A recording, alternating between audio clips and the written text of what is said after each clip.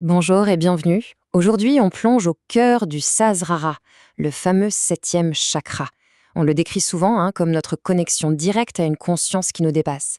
C'est en quelque sorte le sommet de tout notre système énergétique, une véritable passerelle vers une sagesse qu'on pourrait qualifier d'universelle.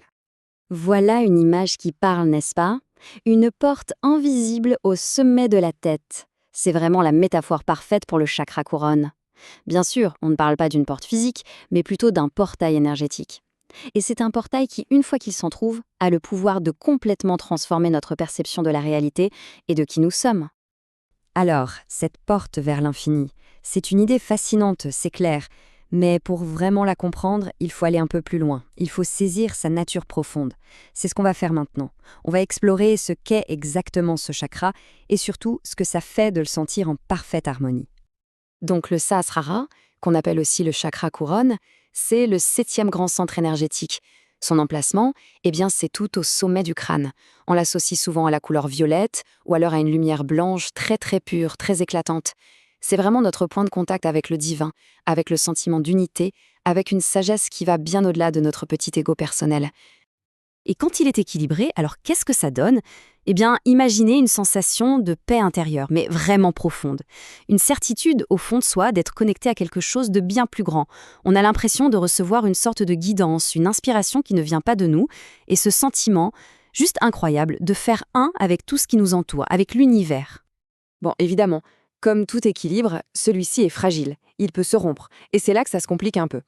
Parce qu'un déséquilibre, ce n'est pas juste une panne, ce n'est pas un interrupteur on-off, non, ça peut prendre des formes complètement opposées.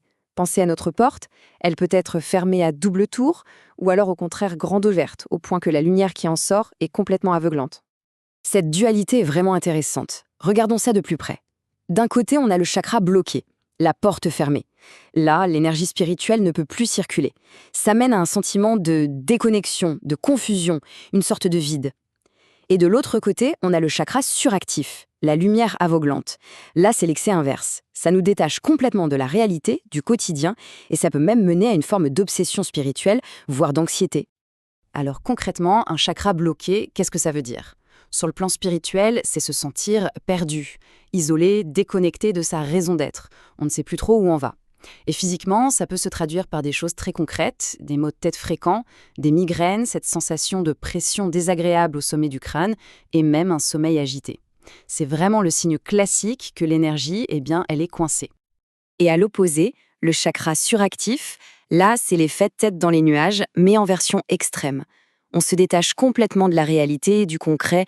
Les pensées spirituelles peuvent devenir obsessionnelles, tourner en boucle, et ça peut générer une anxiété assez forte, une impression de perdre le contrôle. On se sent déconnecté, mais cette fois-ci, c'est du monde matériel, de son propre corps. On n'est plus ancré. Heureusement, et c'est la bonne nouvelle, tout ça, ce n'est pas une fatalité. Loin de là. La première étape, c'est de reconnaître les symptômes, de mettre le doigt dessus. Et la deuxième étape, qui est tout aussi importante, c'est de savoir qu'il existe des pratiques, des techniques vraiment concrètes et accessibles à tous pour retrouver cette harmonie, pour réaligner tout ça. Alors, comment on fait? Voici 4 pratiques assez simples pour retrouver l'harmonie. D'abord, la méditation. Il suffit de visualiser une lumière divine qui descend doucement au sommet de la tête. Ensuite, les mantras. Répéter des sons sacrés, comme le fameux Om, ça aide à élever ses propres vibrations. Troisième point, tout simple, la lumière naturelle. Juste passer du temps au soleil, ça permet d'absorber l'énergie cosmique. Et enfin, les cristaux. Le quartz clair ou l'améthyste sont connus pour aider à activer le Sahasrara. Ce sont vraiment des outils puissants et, encore une fois, accessibles. Et pour accompagner tout ça, une affirmation. C'est simple, mais c'est incroyablement profond. Le fait de la répéter, c'est un peu comme reprogrammer son esprit pour qu'il accepte cet état d'unité, de paix. Il suffit de se dire « je suis en paix, je suis un avec l'univers ». Laissez ces mots résonner. Ok, on a vu les techniques. Mais au-delà de ça, la vraie question c'est, concrètement, ça change quoi dans la vie de tous les jours? Parce qu'un chakra couronne équilibré, ce n'est pas juste un concept abstrait pour quand on médite. Non, non, ça transforme véritablement la façon dont on vit au quotidien. Et les bénéfices y sont bien réels. On parle d'une clarté mentale bien plus grande, d'une vraie réduction de l'anxiété, tout simplement parce qu'on arrive mieux à relativiser les petits tracas. L'intuition aussi devient beaucoup plus forte, un guide presque infaillible pour prendre des décisions.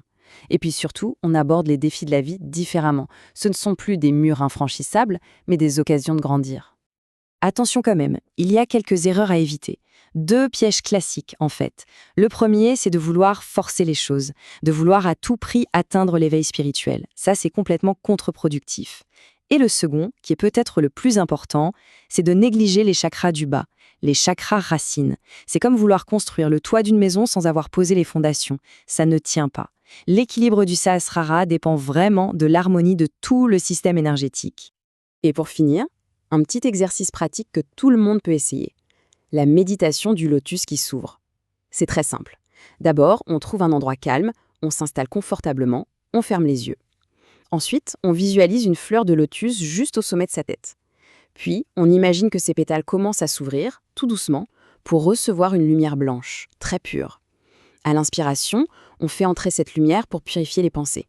Et à l'expiration, on laisse partir tout ce qui n'est plus utile, tout ce qui nous pèse.